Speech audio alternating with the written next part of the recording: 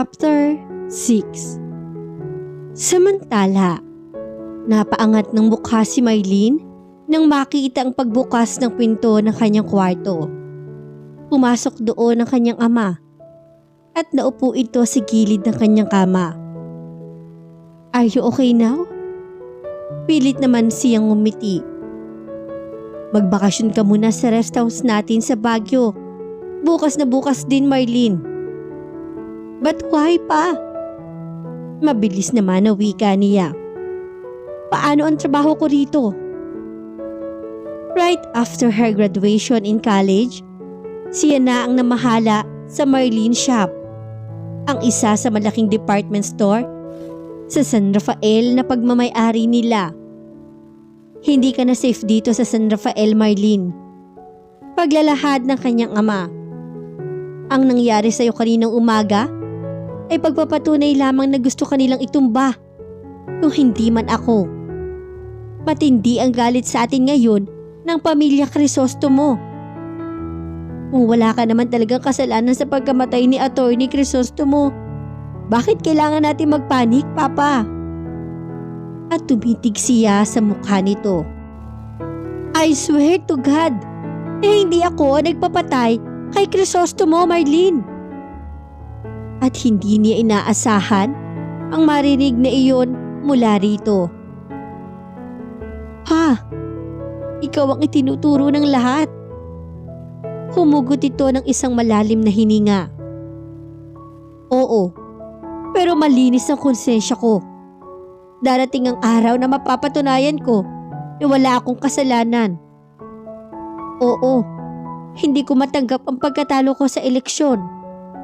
Pero hindi sapat yun para ipapatay ko si Crisostomo. Hindi ako kriminal, Mylene." Siya naman ang napahugot ng malalim na hininga. "Kung ganun, hindi ako aalis dito sa San Rafael, Papa." "No." Hinawakan nito ang kanyang magkabilang balikat. "Maghihiganti ang pamilya Crisostomo sa akin o sa nag-iisa kong anak dahil sa paniniwala nilang ako ang may kasalanan sa pagkamatay ni Crisostomo. Hindi ba't ginawa na nga nila sa iyo, Mylene? Maswerte ka pa at hindi ka nila tinuluyan. Binigyan ka muna nila ng warning. Hihintayin pa ba natin na magtagumpay sila at maitumba ka? O ako?" At bahagyang nanginig ang kanyang katawan sa isiping iyon. "Sundin mo ako at pumunta ka muna sa Baguio, Mylene. Isama mo yaya mo. Doon muna kayo tumira. Saka na kayo bumalik dito kapag may go signal na ako." At hindi na niya napigilan ang pagtulo ng kanyang mga luha. "Papa." Tumiim naman ang mga bagang nito. "Don't you cry this time, Mylene. Patatagin mo ang loob mo dahil malalampasan din natin to." At napayakap siya rito. "Oh, Papa, I love you." "I love you too, anak. Mag-ingat ka sa Baguio." I will, pa. Mag-ingat ka rin dito." Kinabukasan ay sakay na sina Mylene at Yaya ng pulang Honda Civic patungo sa Baguio.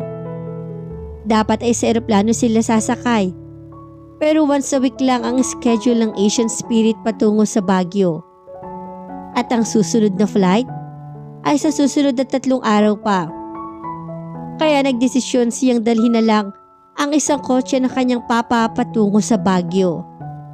Dahil kakailanganin din naman niya yun. Sa una ay ayaw pumayag ng kanyang ama na siya pa ang mag-drive hanggang Baguio. Pero wala na ring nagawa ito. Lalo pa't hindi naman ito maipahiram ang personal driver nito. Dahil sa susunod na araw, may kakaharapin itong preliminary investigation sa korte. Wala itong ibang mapapagkatiwala ang driver sa mga bodyguard nito. Dahil kaskasero sa pagmamaneho ang mga iyon. Hindi lang ilang beses nangyari na naibangga ng mga bodyguard nito ang mga sasakyan nila. Napasulyap siya sa kanyang suot na wristwatch. Pasado 9:00 na ng umaga. 3:00 ng hapon na sila makakarating sa Baguio. Saglit siyang napalingon sa katabi niyang si Yaya na nakaupo naman sa front seat. Matanda ng 15 taon ito sa kanya. Naging yaya niya ito nung nasa edad 14 pa lamang siya. Ang kanyang unang yaya ay ang ina ng kanyang yaya ngayon na huminto na sa pagtatrabaho ng dapuan ng sakit na breast cancer. At si Irma na nga ang pumalit, ang anak nito. After 2 years ay namaalam na ang ina ni Irma. Ang kanyang papa ang umako ng lahat ng gastusin sa pagpapalibing dito. Nagbigay pa ito ng pera para sa pangkabuhayan ng naiwang pamilya ng kanyang dating yaya. Oh, bakit ganyan ang itsura mo? Una niya kay Irma na muli niyang binalik ang atensyon sa harap ng manibela. Pilit niyang nilakipan ng himig panunodyo ang kanyang tinig. Parang nadedemonyo kasi ang isip ko kanina bago tayo umalis ng bahay, Maylene. Wika nitong halatang kinakabahan. Nadedemonyo? Bakit naman?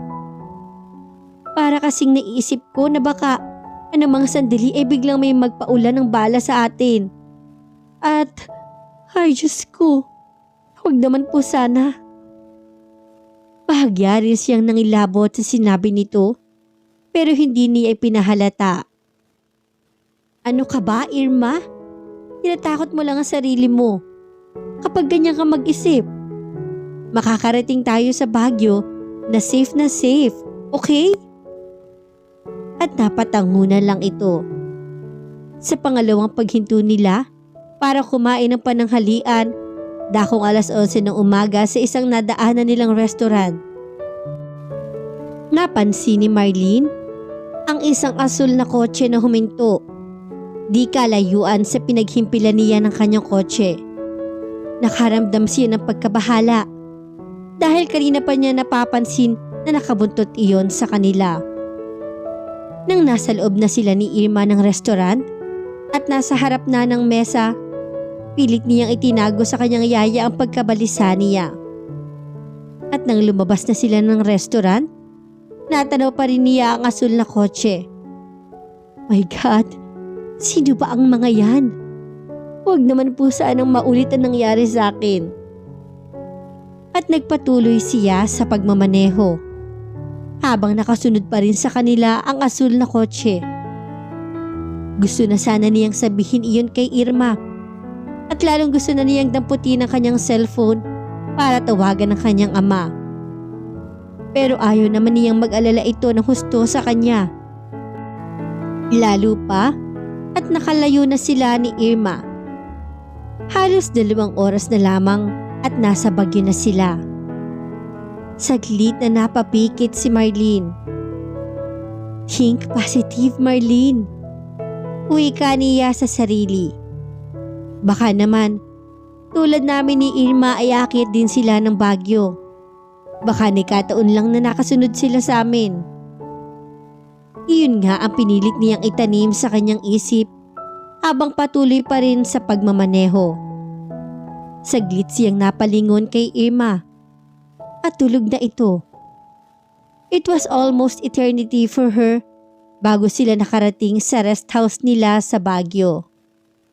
Hindi na nga nakasunod sa kanila ang asul na kotse. Hindi niya napansin kung saan lugar humiwalay ang sasakyan na iyon sa kanila. Isang 2-story, ang rest house nila nakatayo malapit sa paanan ng burol. Fully landscape ang maluwang na lawn. Walang katabing bahay ang rest house nila. Ang pinakamalapit na bahay mula sa kanila ay halos kalahating kilometro ang layo. Wala silang naabutang katiwala roon. Kahapon pa sinabi ng kanyang ama na noong nakaraang buwan ay umalis na roon ang katiwala dahil may sakit ang asawa nitong nasa Pangasinan. Walang eksaktong araw kung kailan babalik doon sa rest house ang katiwala. Pagpasok nila sa loob ng bahay, tumambad sa kanila ang maalikabok na paligid. Napalingon siya kay Irma. Mukhang mapapalaban tayo sa paglilinis Uwi ka niya rito. Kaya ko na ito, Marlene. Magpahinga muna tayo bago ka maglinis. Sabi naman niya. Sabay na nilang inakyat ang ikalawang palapag, bitbit ang kanilang mga bagahe. Nilinis muna nila ang kwarto niya at saka siya nagpahinga na. Si Irma naman na hindi makatulog ay inumpisahan na ang paglilinis sa buong kabahayan. Kinagabihan, pagkatapos nila maghapunan, ay tinawagan na niya ang kanyang ama. Papa, andito na kami sa rest house. Good. Okay ba naman ang lagay niyo riyan ngayon? Yes, naglinis kami kanina ni Irma rito dahil marumi na ang buong paligid. Basta, mag-ingat kayo riyan anak. Yes pa.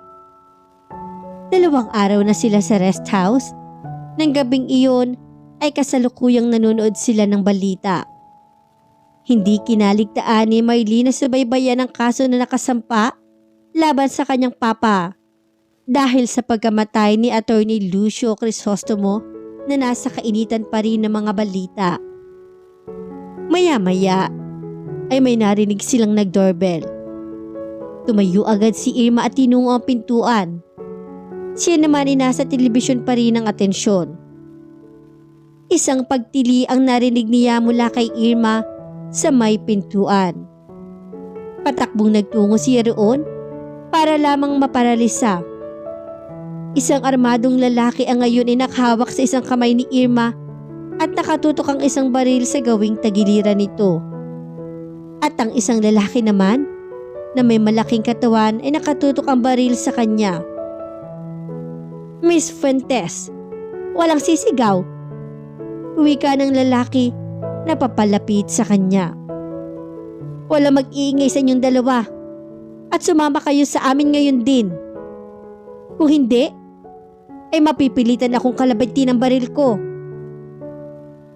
Nangatog ang kanyang mga tuhod pero nakuha pa rin niyang magsalita sa halos pabulong na tinig. Sino po kayo? Sinunggaban nito ang kanyang isang kamay. Wala nang tanong-tanong pa. Pati giniya na siya nito sa labas ng pintuan. Maging si Irma na hawak-hawak pa rin ang lalaki na bumihag dito. Walang sisigaw. Pagbabanta pa ng lalaki nang nasa labas na sila ng bahay. Dahil sa matinding takot, ay kapwa parang nalunok nila ni Irma ang kanilang mga dila. A moment later, nasa loob na sila ng puting van. Piniringan na silang dalawa ni Irma. Pagkatapos niyon, ay naramdaman na lamang niyang palayo na sila sa rest house. Sa tansya ni Marlene, wala pang kalahating minuto ang ibinayahin nila bago tuluyang huminto ang kanilang sinasakyan. Inilabas na sila ni Irma sa loob ng sasakyan at halos kalad ka rin papasok sa loob ng bahay. Saka naman niya naramdaman na may nagtanggal na sa piring sa kanyang mga mata. Parang nakaramdam pa siya na kaunting pagkahilo at pilit muna niyang sinanay ang paningin sa liwanag bago niya nakita ang lalaking nasa kanyang harap. Si CJ. After 3 years, muli silang nagharap. Halos manlambot ang kanyang mga tuhod nang salubungin niya ang titig nito. Puno ng pagkapuot ang titig nito sa kanya. CJ? Nice to meet you again, Marlene. Wika nito. And her heart began to beat very fast. She swallowed painfully when she said in an almost whisper, "What do you intend to do with me?" Pinasadahan naman siya nito ng tingin mula ulo hanggang paa. And then a smile. Not quite kind and yet not quite cruel. across his handsome face. Ikinawit nito ang isang kamay sa kanyang bewang at hinigit siya palapit dito. Their faces were only inches apart now.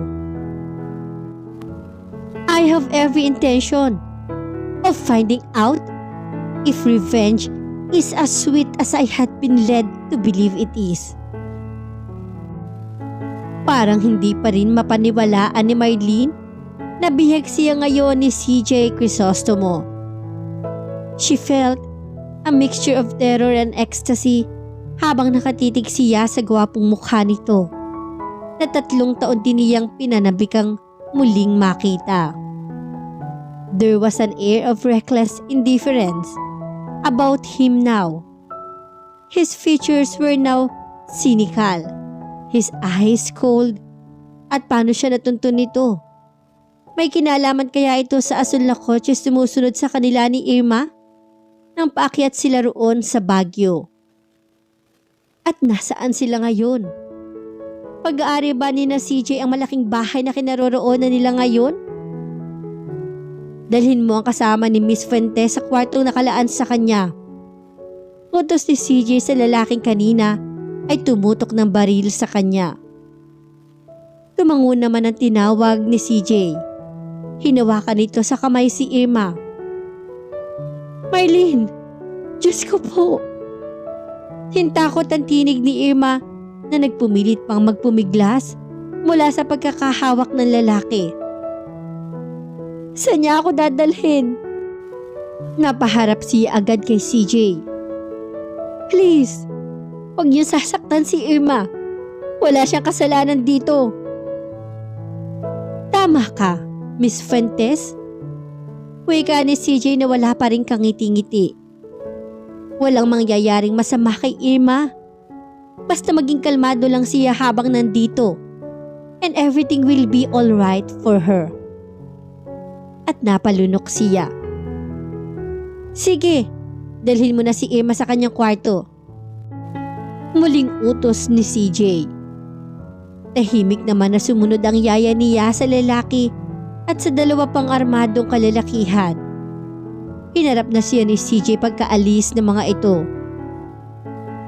Do take a seat, Miss Fuentes? At iminusyon nito ang isang mag-aarang sofa. Nagpatiuna na itong maupo roon. Hindi siya tuminag sa kanyang kinatatayuan. Anong lugar itong pinagdalhan niyo sa akin, CJ? Tanong niya na pinormal ang tinig sa galit. Bahagyabang isinandal ito ang katawan sa backrest ng sofa. Nandito ka sa rest house namin. 8 kilometers away sa rest house ninyo. Fate, he said slowly, does indeed work in mysterious ways? And you, Miss Fuentes, will soon learn precisely what sort of fate I have in mind for you. It will be more than the daughter of Noel Fuentes deserves to suffer from the hands of Lucio Crisostomo-san. She almost flinched at his words. Pero nagawa pa rin niyang magtanong. Ikaw ba nakasakay sa asul na kotse na nakasunod sa amin nung nakaraang araw papunta rito sa Baguio? No, mga tauhan ko yun. At labis nga ako nagalak nang ibalita nila sa akin na dito ka pala pumunta sa Baguio. Hindi mahirap para sa akin na isakatuparan ang mga plano ko. At anong plano mo sa akin, CJ? Pinasadahan nito ng tiki ng kanyang kabuuan. And then he smiled sarcastically. Kailangan mo ba bang itanong yan, Miss Fuentes? Sa tingin mo, ano kaya ang pwede kong gawin sa anak ng lalaking pumatay sa aking ama? Naikuyom naman niya ang kanyang isang kamay. Hindi pinatay ng papa ko ang papa mo, CJ. Os? His eyes darkened. Sa tingin mo ba, hindi ganon kaitim ang budhi ng ama mo? Nagawa niya na ang ganoon kay papa 3 years ago. Diba? Hindi lang siya nagtagumpay. At ngayon nga na natalo ang ama mo sa eleksyon, at hindi kayang tanggapin ang kanyang kalooban. Ipinapatay niya ang kalaban niya. Natutop naman niya ang kanyang noo. Wala pang ebidensya na ang papa ko nga ang pumatay sa ama mo, CJ. Kaya wag ka muna sanang humusga. Dami o Marlene. At tumagundong ang tinig nito sa buong kabahayan. Agad na itong tumayo at inilang hakbang lang ang pagitan nila. May halong karahasan ang paghawak nito sa kanyang magkabilang balikat at halos yugyugi na siya. Oo, hindi ang ama mo ang mismo pumatay sa aking ama. Pero ipinapatay ng walang hiya mong ama ang ama ko. May mga witness na kami na magdiriin sa kanya sa krimeng ginawa niya. Kasama siyang mabubulok sa bilangguan. Kasama ng pumatay sa ama ko. Gusto naman ang mapaiyak ni Marlene sa sakit na dulot ng pagkakahawak nito sa kanyang magkabilang balikat. Pero pilit niyang pinatatag ang kanyang sarili. Gusto mo ba akong patayin? Para mapanatag na ang loob mo, CJ? Sige, gawin mo. Kung iyan na makakapagpagaan ng loob mo. Hindi ako kriminal tulad ng ama mo, Marlene. At lalong dumiin ang pagkakahawak nito sa kanya. Hindi kita papatayin. Gusto kong iparamdam kay Noel Fuentes kung gaano kasakit mawala ng isang taong minamahal kapag nalaman niya na nawala ang kanyang kaisa-isang anak. At napalunok si Marlene. Malalaman at malalaman din niya na kinidnap ako, CJ. At hindi magtatagal ay malalaman din niyang ikaw ang kumidnap sa akin. He smiled thin and he swore under his breath. Tingnan lang natin, Marlene. Pero bago pa man niya malalaman yun, ibang-iba na ang Marlene na makikita niya. Ang lakas ng pagtahip ng kanyang dibdib ng mga sandaling iyon. What do you mean? Ngumisi ang binata. Let's go to my room at ipakikita ko sa iyo. Lihim siyang natilihan. Papatayin ba siya nito?